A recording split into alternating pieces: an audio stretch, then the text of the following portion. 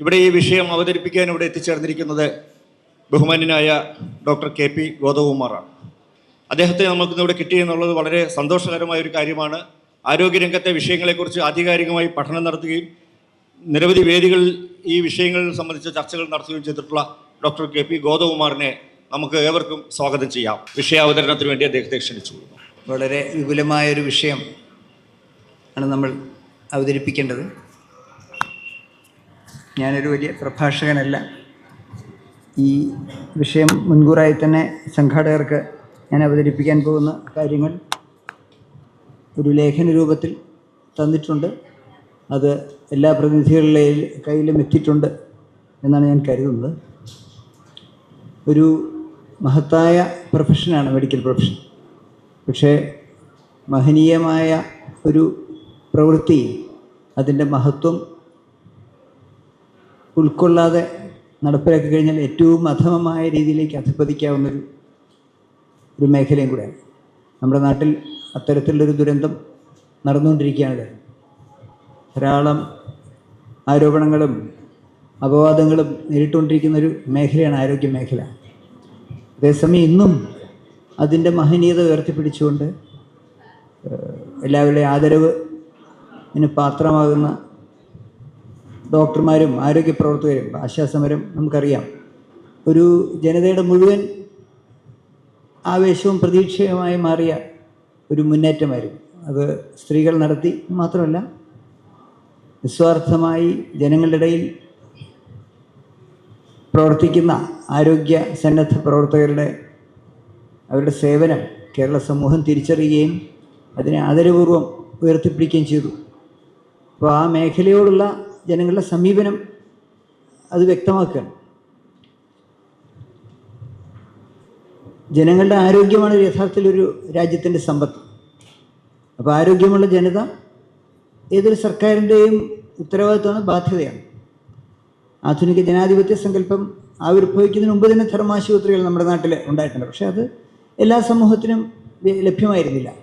ജനാധിപത്യ സങ്കല്പം എന്ന് പറഞ്ഞാൽ ജനങ്ങളുടെ ആരോഗ്യം, വിദ്യാഭ്യാസം, അടിസ്ഥാന ജീവിത സൗകര്യങ്ങൾ ഇതെല്ലാം ഒരു തിരഞ്ഞെടുക്കപ്പെട്ട സർക്കാർ അത് ലഭ്യമാക്കാൻ ബാധ്യസ്ഥമാണ് എന്നുള്ള സങ്കല്പമാണ്. രാജവാഴ്ചക്കാലത്ത് അങ്ങനെയില്ല. രാജാവിന് പ്രജാക്ഷേമത്തിനനുസരിച്ച് പ്രവർത്തിക്കാം. അത് ജനങ്ങളുടെ അവകാശമല്ല. ജനങ്ങളുടെ അവകാശം എന്നുള്ള രീതിയിൽ അത് വരികയും അത് കൊടുക്കാൻ സർക്കാരുകൾ ബാധ്യസ്ഥമാവുകയും ചെയ്യുന്ന സാഹചര്യം ആധുനിക ജനാധിപത്യ കാലഘട്ടത്തിലുണ്ടായതാണ്. എന്നാൽ കേരളത്തിൻ്റെ സവിശേഷത എന്ന് പറഞ്ഞാൽ ഈ ജനാധിപത്യ സംവിധാനം നമ്മുടെ നാട്ടിൽ വരുന്നതിന് മുമ്പ് തന്നെ ഈ ആധുനിക സങ്കല്പങ്ങൾ നമ്മുടെ നാട്ടിൽ, പ്രത്യേകിച്ച് പാശ്ചാത്യ ലോകവുമായി വളരെ അടുത്ത് ബന്ധപ്പെടാൻ വളരെ മുമ്പ് തന്നെ 1498 വാസ്കോ ഡ ഗാമ നമ്മുടെ പാശ്ചാത്യ ചിന്തയുമായും കച്ചവട താല്പര്യമായിട്ടാണെങ്കിലും വന്നെങ്കിലും പാശ്ചാത്യ ആധുനിക ചിന്ത അതിലൂടെ നമ്മുടെ നാട്ടിൽ സന്നിവേശിക്കപ്പെടാനുള്ള സാഹചര്യമുണ്ട്. 1700 കാലം മുതൽ തന്നെ മിഷണറിമാർ നമ്മുടെ നാട്ടിൽ അലോപ്പതി ചികിത്സ, അന്ന് ആധുനിക വൈദ്യശാസ്ത്രം തന്നെ ആരംഭിച്ചില്ല, അലോപ്പതി എന്നാണ് അറിയപ്പെടുക. അലോപ്പതി ചികിത്സ നമ്മുടെ നാട്ടിൽ നടപ്പിലാക്കാൻ തുടങ്ങിയിരുന്നു. 1813 നമ്മുടെ നാട്ടിൽ ഗോവസൂര്യ പ്രയോഗം, വാക്സിനേഷൻ തുടങ്ങി. നമുക്ക് ഓർക്കണം, 1796 എഡ്വേർഡ് ജെന്നർ ഈ ഗോവസൂര്യ പ്രയോഗം കണ്ടുപിടിക്കുന്നത് തന്നെ. അതിനെ 10-20 വർഷത്തിനുള്ളിൽ തന്നെ നമ്മുടെ നാട്ടിൽ നടപ്പിലാക്കാൻ പറ്റും. അത്രയും അപ് ടു ഡേറ്റ് ആയിട്ട് നമ്മൾ കാര്യങ്ങൾ നടപ്പിലാക്കിയ ചരിത്രം നമുക്കുണ്ട്. തിരുവിതാംകൂറിൻ്റെയും കൊച്ചിയിലെയും കോഴിക്കോട്ടെയും ഒക്കെ രാജാക്കന്മാർ ധർമാശുപത്രികൾ, ആധുനിക ചികിത്സ കൊടുക്കുന്ന ആശുപത്രികൾ നമ്മുടെ നാട്ടിൽ നടപ്പിലാക്കേണ്ടി. സ്വാതന്ത്ര്യ സമരത്തിന് മുന്നോടിയായിട്ട് ഉള്ള നവോത്ഥാന മുന്നേറ്റവും ഈ പ്രവർത്തനങ്ങൾക്ക് ആക്കം കൂട്ടുകയുണ്ടായി. നവോത്ഥാന പ്രസ്ഥാനം ഇത്തരം ആരോഗ്യ പരിപാലന മേഖലയിലും ശുചിത്വത്തിൻ്റെ മേഖലയിലൊക്കെയുള്ള പ്രവർത്തനങ്ങൾ നടത്തുന്നുണ്ട്. ഇന്ത്യയുടെ ചരിത്രം പരിശോധിക്കുകയാണെങ്കിൽ സ്വാതന്ത്ര്യ സമര കാലത്ത് തന്നെ ഒരു ജനാരോഗ്യ സങ്കല്പം ആവിർഭവിച്ചിരുന്നു. 1946 ബ്രിട്ടീഷ് ഭരണത്തിന് കീഴിൽ തന്നെയാണ് ബോർ കമ്മിറ്റി ഇന്ത്യയിലെ ഒരു പ്രിവെൻറ്റീവ്, പ്രൊമോട്ടീവ് ആൻഡ് ക്യൂറേറ്റീവ് ട്രീറ്റ്മെൻറ്റിൻ്റെ ഒരു ഇൻ്റഗ്രേഷൻ, പ്രതിരോധ, പ്രോത്സാഹന, പരിഹാര ചികിത്സയുടെ ഒരു സമഗ്രമായൊരു കാഴ്ചപ്പാട് അവതരിപ്പിക്കാൻ വേണ്ടി 1946 ബ്രിട്ടീഷ് ഗവൺമെൻറ് തന്നെ ഒരു കമ്മിറ്റി, അൺബോർ കമ്മിറ്റി. 52 സ്വാതന്ത്ര്യാനന്തരമാണ് ആ കമ്മിറ്റിയുടെ റിപ്പോർട്ടുകൾ ഇന്ത്യൻ പാർലമെൻറ്റ് അംഗീകരിച്ചത്. അപ്പോൾ അതനുസരിച്ചാണ് ഈ ത്രിതല ആരോഗ്യ പരിപാലന സംവിധാനം നമ്മുടെ നാട്ടിലുണ്ടായി വന്നത്. അതിനു മുമ്പ് പറയണമെന്ന് പറഞ്ഞാൽ സ്വാതന്ത്ര്യം ലഭിച്ച 56 കേരള സംസ്ഥാനം രൂപീകരിച്ച സമയത്ത് തന്നെ ആരോഗ്യ മേഖലയിൽ ഒരു അടിത്തറ സൃഷ്ടിക്കപ്പെടാൻ കേരളത്തിന് സാധിച്ചിരുന്നു. അതിൻ്റെ കൂട്ടത്തിൽ തന്നെ ഈ ദേശീയമായ പരിശ്രമങ്ങളും അതിനാക്കം കൂട്ടി. താഴെ തലത്തിൽ ഹെൽത്ത് സെൻ്ററുകൾ, ജില്ലാ തട്ടിൽ ഇടത്തരം ആശുപത്രികൾ, പിന്നെ ജില്ലാ ആശുപത്രികൾ, ഈ 3 തട്ടിലുള്ള ആശുപത്രികളിൽ നടപ്പിലാക്കിക്കൊണ്ട് പ്രാഥമികമായ ചികിത്സ നമ്മുടെ നാട്ടിൽ നടപ്പിലാക്കുക. MBBS എന്നുള്ളത് ഒരു ഏകമാത്ര അടിസ്ഥാന ഡിഗ്രിയാക്കി കൊണ്ടുവരിക. ഈ കാര്യങ്ങളെല്ലാം ബോർ കമ്മിറ്റി നിർദ്ദേശിച്ചതാണ്. അതിനുമുമ്പ് ലൈസൻസ്ഡ് മെഡിക്കൽ പ്രാക്ടീഷണർ എന്ന് പറയുന്ന LMP പോലുള്ള ഡിഗ്രികളുണ്ട്. അതെല്ലാം മാറ്റിയിട്ട് MBBS ആണ് മിനിമം മോഡേൺ മെഡിസിൻ പ്രാക്ടീസ് ചെയ്യാനുള്ള ഡിഗ്രി എന്നുള്ള കാഴ്ചപ്പാട് അവർ സ്റ്റാൻഡേർഡൈസേഷൻ കൊണ്ടുവന്നു. മെഡിക്കൽ കോളേജുകൾ സർക്കാർ തലത്തിൽ Thiruvananthapuram medical college, Kozhikode medical college, അങ്ങനെയുള്ള കോട്ടയം മെഡിക്കൽ കോളേജ് പോലുള്ള മെഡിക്കൽ കോളേജുകൾ സ്ഥാപിക്കപ്പെട്ടു. അപ്പം അങ്ങനെ വളരെ ചിട്ടയായ ഒരു ആരോഗ്യ പരിപാലന സംവിധാനം നമ്മുടെ നാട്ടിലുണ്ടായി. അത് പാശ്ചാത്യ മേഖലയിൽ ഉള്ള ആരോഗ്യ സൂചികകൾ, ശിശുമരണ നിരക്ക്, മാതൃമരണ നിരക്ക്, ആയുർദൈർഘ്യം ഉള്ള കാര്യങ്ങൾ, അതിനോട് കിടപിടിക്കാവുന്ന ഒരു ആരോഗ്യ സൂചികകൾ നമ്മുടെ നാട്ടിൽ ലഭിച്ചു. പക്ഷേ അതേസമയം ആളോഹരി വരുമാനം പാശ്ചാത്യ ലോകവുമായിട്ട് തട്ടിച്ചു നോക്കുമ്പോൾ വളരെ കുറവായിരുന്നു കേരളത്തിൽ. അപ്പം അങ്ങനെ കേരള മോഡൽ ഓഫ് ഡെവലപ്മെൻറ്റ് വിദ്യാഭ്യാസത്തിൻ്റെയും ആരോഗ്യത്തിൻ്റെയും കാര്യത്തിൽ പ്രതിശീർഷ വരുമാനം വളരെ താഴ്ന്നിരിക്കുമ്പോൾ പോലും പാശ്ചാത്യ ലോകത്തോട് കിടപിടിക്കാവുന്ന ആരോഗ്യ വിദ്യാഭ്യാസ നിലവാരം ആർജിക്കുക, അതാണ് ഈ കേരള മോഡൽ എന്ന് പറയുന്നത്. വികസനത്തിൻ്റെ കേരള മോഡൽ എന്നറിയപ്പെട്ടു. അങ്ങനെ ഒരു വളരെ പരിഷ്കൃതമായൊരു സമൂഹത്തിൻ്റെ സൃഷ്ടിക്ക് ആരോഗ്യരംഗവും ഒരു പങ്കുവഹിച്ചു. എന്നാൽ സ്വാതന്ത്ര്യാനന്തര കാലഘട്ടത്തിലെ ഈ സ്വാതന്ത്ര്യ സമരത്തിൻ്റെയും നവോത്ഥാന പ്രസ്ഥാനത്തിൻ്റെയൊക്കെ ആ ഒരു ആവേശം, സ്പിരിറ്റ്, അത് ക്രമേണ കെട്ടടങ്ങാൻ തുടങ്ങി. 50കളൊക്കെ ആകുമ്പോഴത്തേക്കും ആരോഗ്യരംഗത്തുള്ള സർക്കാരിൻ്റെ പണം മുടക്ക് കുറയുകയും ക്രമേണ സ്വകാര്യ മേഖലയ്ക്ക് ശക്തി കിട്ടുന്നൊരു സാഹചര്യം ഉണ്ടായി. 90കളിൽ ആഗോളവൽക്കരണ നയങ്ങൾ നടപ്പിലാക്കിയതിൻ്റെ ഭാഗമായിട്ട് സർക്കാർ ഈ മേഖലയിൽ നിക്ഷേപം വലിയ തോതിൽ പിൻവലിച്ചു. കേരളത്തിൻ്റെ ബജറ്റിൻ്റെ 5% അല്ലെങ്കിൽ കേരളത്തിൻ്റെ ആഭ്യന്തര ഉൽപ്പാദനത്തിൻ്റെ 5% ആരോഗ്യരംഗത്ത് നിക്ഷേപിക്കപ്പെടുന്നെങ്കിലും അതിൽ സർക്കാരിൻ്റെ മുതൽ മുടക്ക് 1.7% ഉള്ളൂ. അതുകൊണ്ട് ഇന്ത്യയിൽ തന്നെ സ്വന്തം പോക്കറ്റിൽ നിന്ന് ആരോഗ്യ മേഖലയിൽ പണം മുടക്കുന്ന സംസ്ഥാനങ്ങൾ ഏറ്റവും ചെലവേറിയ സംസ്ഥാനം കേരളമാണ് എന്ന അവസ്ഥയുണ്ട്. അപ്പോൾ 90കളായപ്പോഴത്തേക്കും ലോകബാങ്കിൻ്റെ നിർദ്ദേശപ്രകാരം വലിയ പരിഷ്കാരങ്ങൾ നമ്മുടെ നാട്ടിലും നടപ്പിലാക്കാൻ തുടങ്ങി. ലോകബാങ്ക് അക്കാലത്ത് 1-2 രേഖകൾ ലോകതലത്തിൽ തന്നെ അവതരിപ്പിക്കേണ്ടത്. ഒന്ന്, വേൾഡ് ഡെവലപ്മെൻറ്റ് റിപ്പോർട്ട് 1993 എങ്ങനെയാണ് ലോകത്തിൻ്റെ വികസന സങ്കല്പം വികസിപ്പിക്കേണ്ടതെന്നുള്ളതിനെ പറ്റി ലോകബാങ്കിൻ്റെ മാർഗ്ഗനിർദ്ദേശമാണ് ഈ വികസന രേഖ. അതിൽ ആരോഗ്യത്തിൽ നിക്ഷേപിക്കുക, ഇൻവെസ്റ്റിംഗ് ഇൻ ഹെൽത്ത് എന്നുള്ളതായിരുന്നു ലോകബാങ്കിൻ്റെ ആദ്യത്തെ ഒരു പ്രപ്പോസൽ. 96 വികസന രേഖയുടെ പേര് ആസൂത്രണത്തിൽ നിന്നും കമ്പോളത്തിലേക്ക്, ഫ്രം പ്ലാൻ ടു മാർക്കറ്റ്. ലോകബാങ്കിന് യാതൊരു കൂസലുമില്ല ഈ അവരുടെ കാര്യങ്ങൾ അവതരിപ്പിക്കാൻ. നമ്മളുടെ ഇവിടുത്തെ സാമൂഹ്യ രംഗത്തുള്ള രാഷ്ട്രീയ പ്രസ്ഥാനങ്ങൾക്കും ഭരണാധികാരികൾക്കും കുറച്ച് സങ്കോചമുണ്ടെങ്കിലും അവരുടെ കാര്യങ്ങൾ പറയുന്ന കാര്യത്തിൽ വളരെ പച്ചയായിട്ട് ഒരു കാര്യം പറയും, ഫ്രം പ്ലാൻ ടു മാർക്കറ്റ്. ഒരു പ്ലാൻഡ് ഇക്കോണമിയിൽ നിന്ന് എങ്ങനെ മാർക്കറ്റ് ഇക്കോണമിയിലേക്ക് മാറുമ്പോൾ ആരോഗ്യ വിദ്യാഭ്യാസ രംഗത്ത് എന്തെല്ലാം പരിഷ്കാരങ്ങൾ, പ്രത്യേകിച്ചും സ്വകാര്യ മൂലധനത്തിൻ്റെതായ പ്രോത്സാഹനവും സർക്കാരിൻ്റെ പിൻവാങ്ങൽ എങ്ങനെ നടപ്പിലാക്കണം എന്ന് തീരുമാനിക്കുന്ന രേഖകളാണ് ഈ 93 ആരോഗ്യത്തിൽ ഇൻവെസ്റ്റിംഗ് ഇൻ ഹെൽത്തും അതുപോലെ 96 ഫ്രം പ്ലാൻ ടു മാർക്കറ്റ്. നമുക്കറിയാം സ്ട്രക്ചറൽ അഡ്ജസ്റ്റ്മെൻറ്റ് പ്രോഗ്രാം എന്ന് പറയുന്ന പരിപാടികൾ ലോകമെങ്ങും ലോകബാങ്കിൻ്റെയും IMFൻ്റെയും നേതൃത്വം നടപ്പിലാക്കേണ്ടത്. അങ്ങനെ ഇതൊരു പബ്ലിക് യൂട്ടിലിറ്റി സർവീസ് എന്നുള്ള സങ്കല്പത്തിൽ നിന്ന് ഒരു വ്യാവസായിക കണ്ണോടുകൂടി ഒരു ഹെൽത്ത് സർവീസിനെ ഒരു ഹെൽത്ത് ഇൻഡസ്ട്രി ആയിട്ട് പരിവർത്തനപ്പെടുത്തുക എന്നുള്ള സങ്കല്പം നടപ്പിലാക്കേണ്ടത്.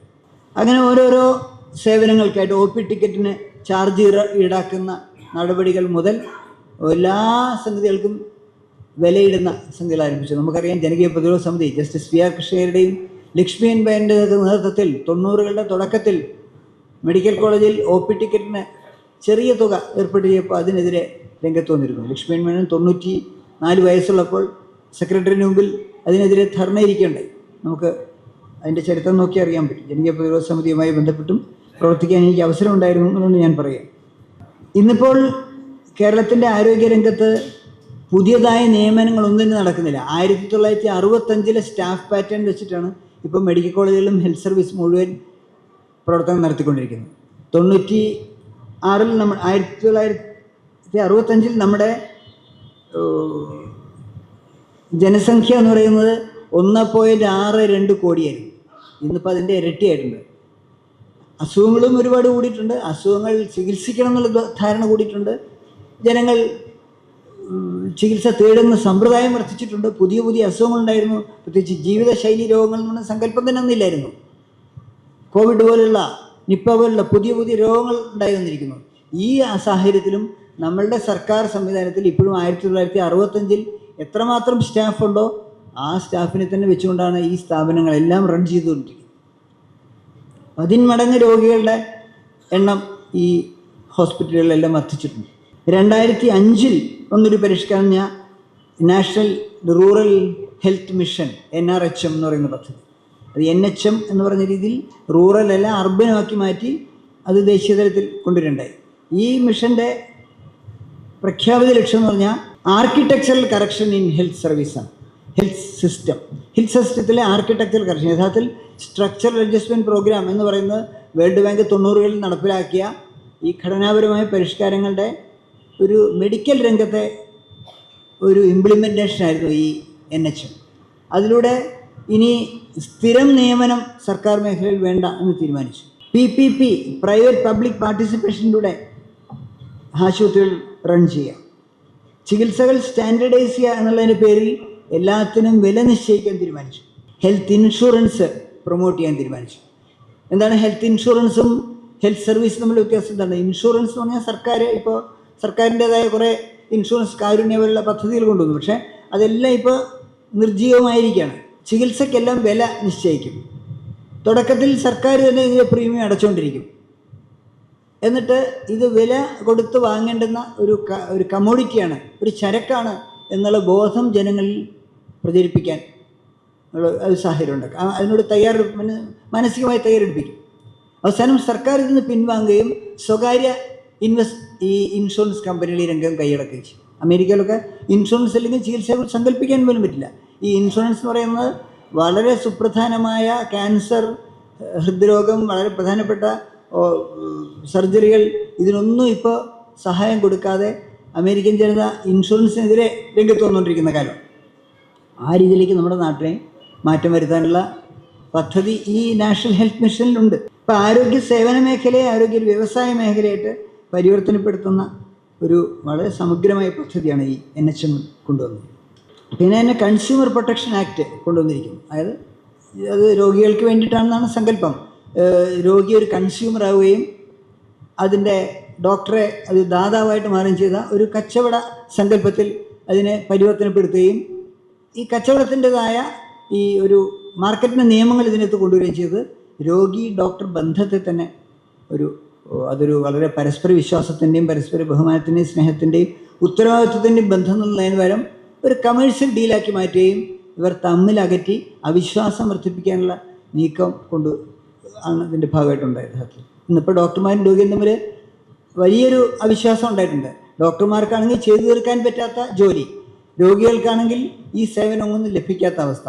ഇത് ആശുപത്രികളെ യഥാർത്ഥത്തിൽ പരസ്പരം പോരടിക്കുന്ന ഒരു സംഘർഷത്തിൻ്റെ മേഖലയാക്കി മാറ്റി ഡോക്ടർമാർക്കെതിരെയുള്ള ആക്രമണങ്ങൾ വർദ്ധിച്ചുകൊണ്ടിരിക്കുന്ന സാഹചര്യം. ഡോക്ടർമാരുടെ സാമൂഹ്യ ഉത്തരവാദിത്വത്തിൻ്റെ ചില പോരായ്മകൾ ഉണ്ടാവുന്നുണ്ട്. പക്ഷേ അടിസ്ഥാനപരമായി ഈ സംവിധാനത്തിൻ്റെ സിസ്റ്റം തകരാറായി എന്ന് കഴിഞ്ഞ തവണ ആരോഗ്യമന്ത്രിക്ക് തന്നെ സമ്മതിക്കേണ്ടി വന്നു.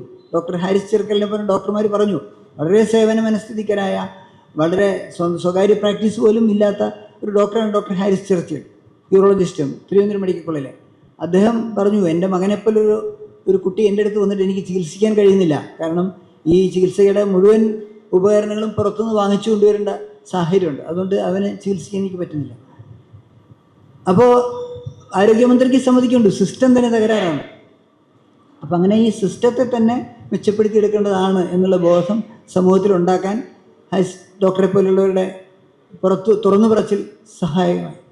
വളരെ സമ്മർദ്ദത്തിലാണ് ഈ ഡോക്ടർമാർ ജോലി ചെയ്തുകൊണ്ടിരിക്കുന്നത്.